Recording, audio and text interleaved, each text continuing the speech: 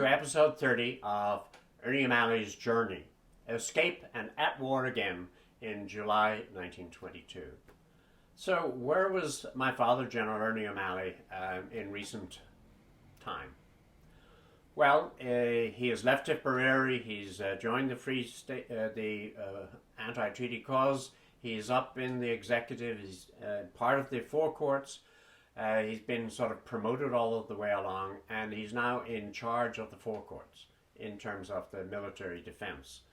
He's against the surrender, and yet he's been forced by the senior management of the anti-treaty group to surrender. What happens during the surrender is that they assemble on the banks of the Liffey, and they come out and they are marched away. Where are they marched to? Well, the Free State had a big problem. They had 200 men. What to do at 4 o'clock on a Friday afternoon, and they think of the Jameson Distillery, which is about 500 yards away. It's a well-guarded place, high walls, good gates, and they walk over and they march the men in, and they settle down until they get trucks that they can take them to the local prison. So all of this happened so suddenly on the Friday afternoon, no one was prepared for what was happening. Now, I can only imagine as my father walked in through those tall walls of the Jameson Distillery that he must have been reminded of some other institution in which had tall walls. Of course, Dublin Castle as well as Kilmainham. Here he had tried when he was in Kilmainham to escape, and no doubt his first thought as he walked into these walls is, how can I escape again?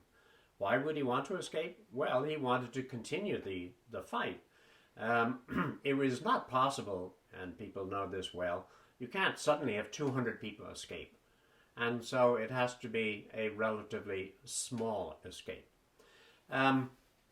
My father writes about this in The Singing Flame, and his first effort was to go to the man in charge, the senior man on the Republican side, which is Rory O'Connor.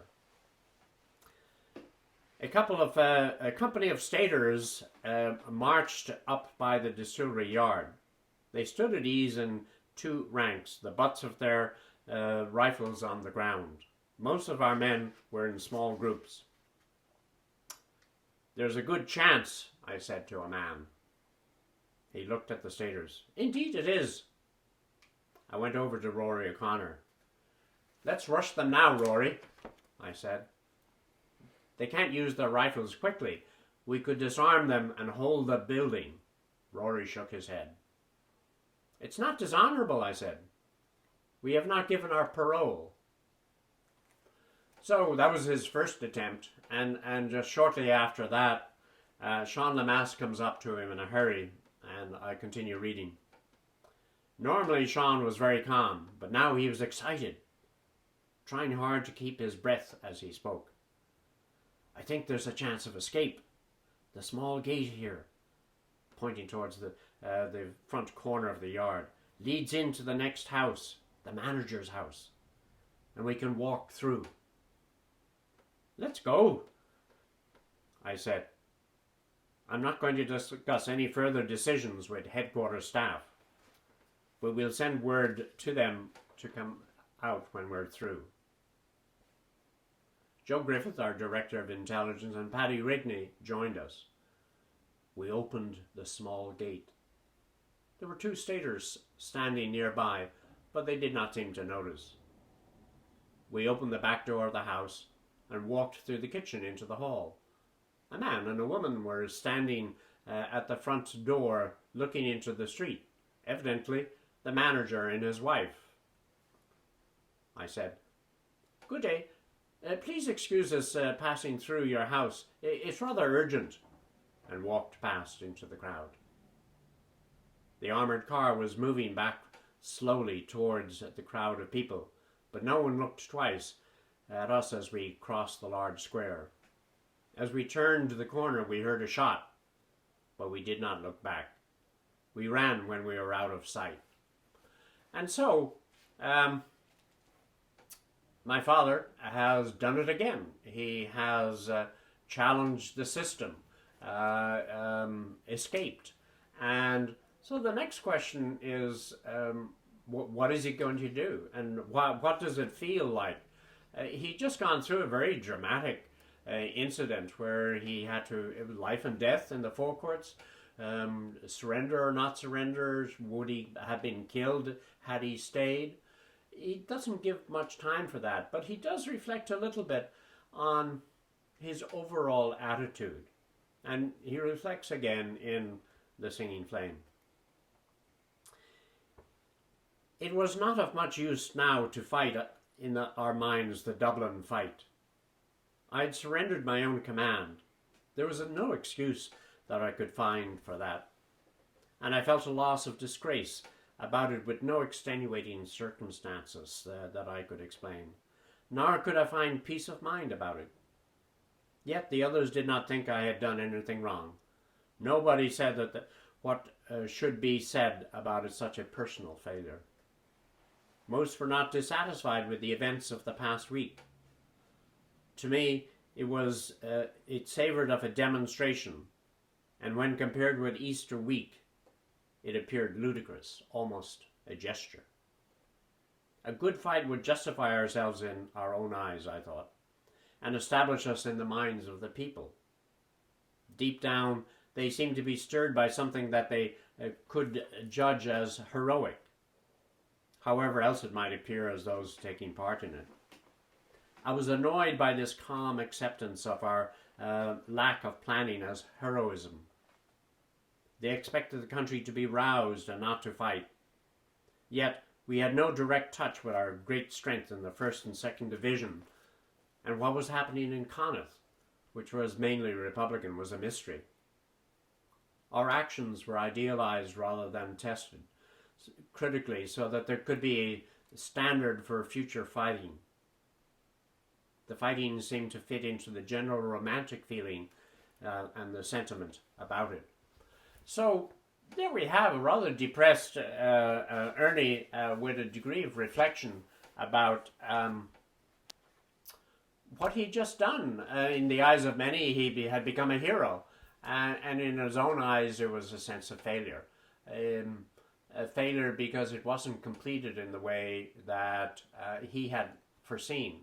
In fact, in 1916 there was a surrender, and perhaps in the depth of his own soul, he didn't want to have a surrender for his cause. And so he had a conflict because the leadership had once again ordered a surrender, in that case of Pádraig Pearse, and in this case of himself. So what does Ernie do now that he's free? He doesn't go home. He goes back into action. That he is a man of action. He is a man for a republic to fight for. And so he goes down the country. He goes to Wicklow and to Enniscorthy, to Carlow, and Blessington. He tries to attack the Free State when he can, to get their rifles, to muster spirit amongst his own group. They have all heard of the failure of the forecourts, and he is here to represent and say that we are still going to fight. And what had happened within the army is that Liam Lynch, who had been turned off by the forecourts management and had been kicked out as chief of staff, with a new chief of staff elected, in these days, Liam Lynch reasserts his role as chief of staff of the IRA. And so that there is a boss, so to speak, running the campaign, except no one is in touch with him. So Ernie is doing his own bit, his own instinct, trying to encourage people to change their loyalty from an establishment with the Free State to come over and join the Republican cause. Basically trying to renew their faith in saying that we are still alive, I am a manager, I can help, let us go back to the cause. And don't believe what has happened in the newspapers about the surrender of the forecourts. We still have a cause to fight. Now, in the course of this, Ernie is disappointed on several accounts. Sean Moylan's men from Cork are supposed to meet up with him, and they turn back. The Dublin, he organises a group of cars to go into Dublin and help take Dublin, and the Dublin Brigade is not ready to accept them, and they have to return. So inevitably what is happening is there is no motion forward for the Republicans. There's no master plan. Why wasn't there a plan to after the Four Courts?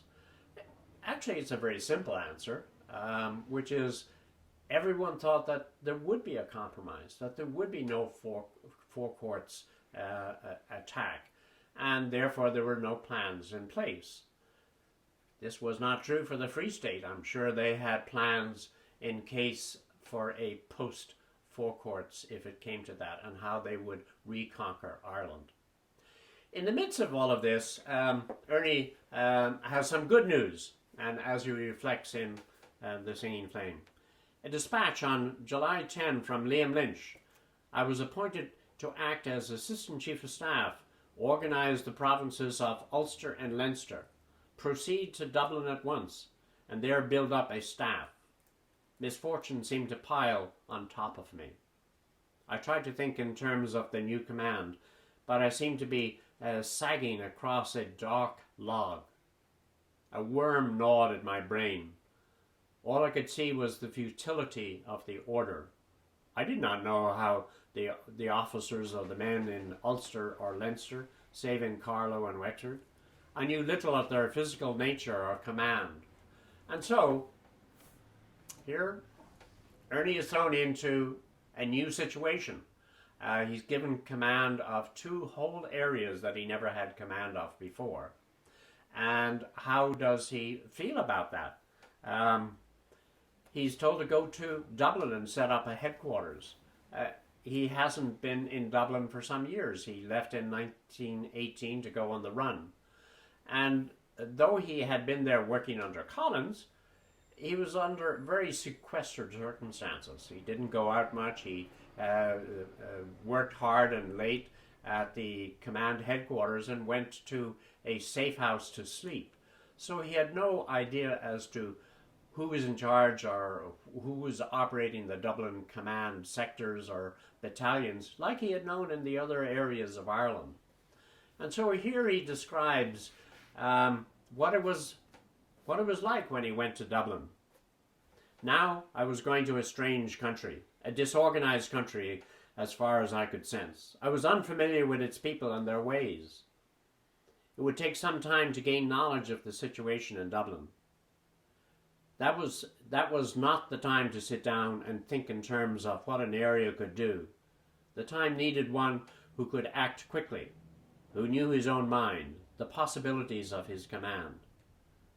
Dublin itself, the nucleus which was our strength, should radiate. I did not know the political and military situation had changed so often in the past months. Some had been kind to me in the houses where I had stayed, would now be on the other side. I would have to fight against the menfolk. Bitterness was due to increase as staters controlled the press, and the press had always been hostile to the complete independence. We had no way of influencing the outside mind save by our actions and immediate relationship to the neighbourhood we had happened to be in. Our lassitude in the Four Courts was against us. I should have known all the areas around Dublin while I was in the Four Courts, as I had inspected them thoroughly and had made my own appreciation of the situation. It served me right, I thought, for my lack of interest in staff work during the past few months. I would lose time now in the beginning, and time was on the side of the others. 10 more experience would no longer suffice, as this time the type of fighting would need semi-open warfare. Columns would have to be larger, and the men would be trained to take the offensive in attacking positions and in denying the enemy out of town and cities. Intelligence, the tapping of enemy sources, and the quick handling of every type of information should be the major service on our staff. The Free State would concentrate on Dublin, militarily and politically. The British would supply them with field glasses, armours, rifles, ammunition, and supplies. They could recruit British ex-soldiers, disbanded Irish regiments, men who had been careful to conceal their opinions during the Tan fight, or who had been hostile to us, would now help them actively. There would be no shortage of money. The middle class was in power and could use its imperial connections. They could borrow money, make jobs for their men, make use of technicians, and rely on new friendly imperialists. Irish Catholic clergy would support them, a powerful and open hidden influence. We were disorganized, comparatively unarmed. Unless our Connaught and Munster men moved into Leinster, effective positions would be broken up piecemeal, and we would soon be crushed. So, you have a scene there of Ernie in Dublin, feeling very much alone, challenged, trying to build up his own command, and the challenge of not knowing the people in the area to build up his command. So let me continue with some of his own difficulties. It was difficult to organize the command, to find out who was in charge of an area. I knew the names of most of the senior officers in Leinster and Munster. I had met many of them when I was director of organisation in the Four Courts. Their names had been given me no inkling as to their worth. It was difficult to get in touch with the divisions and independent brigades of the command, as no lines of communications had been established. Dispatches would not be forwarded. The first step was to build up an efficient communication system. Sean Lemass undertook that work. And so here, very practical problem. Who do you get in touch with? How do you handle things? How do you build up a command? There was a real frustration from Ernie O'Malley, who was an organized man, and as we recall how he did, what his role was as an organizer, going around the country with his detailed notes. But that was because he met people and he took those notes. Now there was no one that he knew other than some names on paper, and he had to have the challenge of starting up a whole campaign again.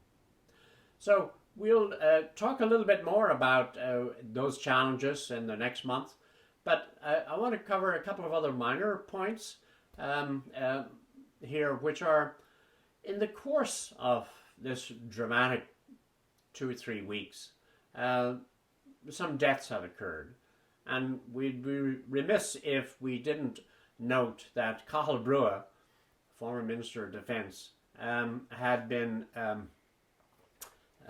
killed and he had been on near O'Connell Street and decided to come out of the house, and rather than surrender, he charged out. And my father has interesting reflections on that, and let me just share some of those. I knew what Brugha must have thought before he rushed out. We had destroyed an effective resistance by the surrender of our Four Courts. The death of a prominent TD and former Minister of Defence was needed to compensate.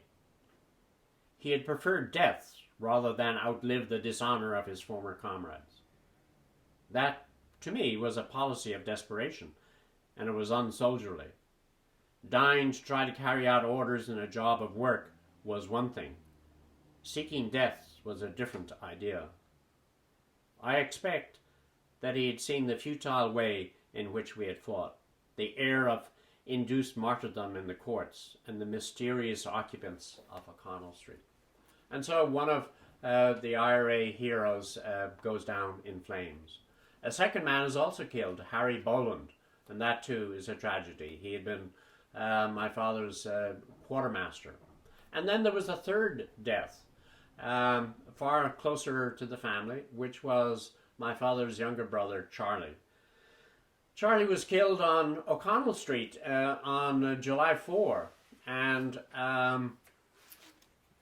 he was shot by a stray bullet, fell into the hands of a comrade and died.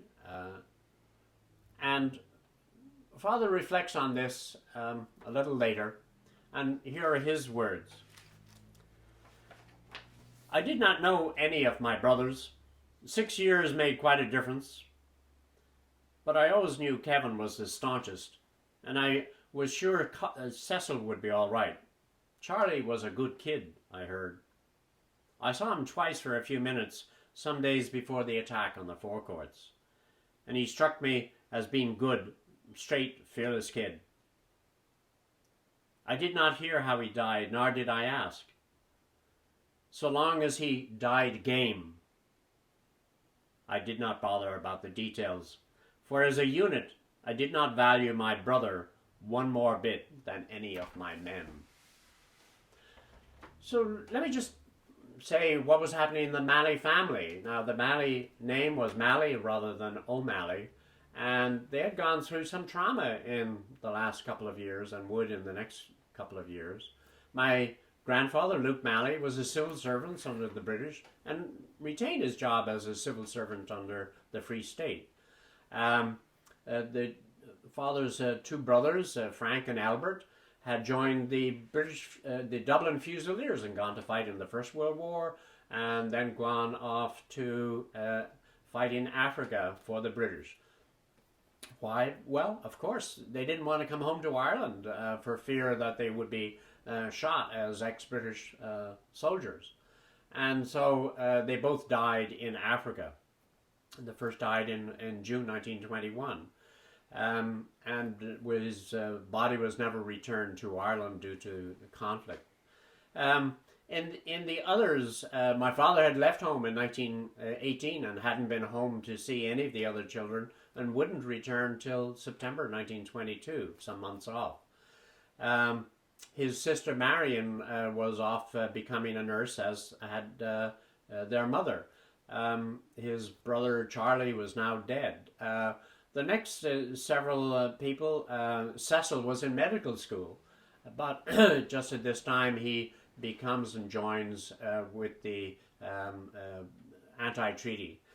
Paddy and Kevin, younger brothers, also joined in the anti-treaty campaign.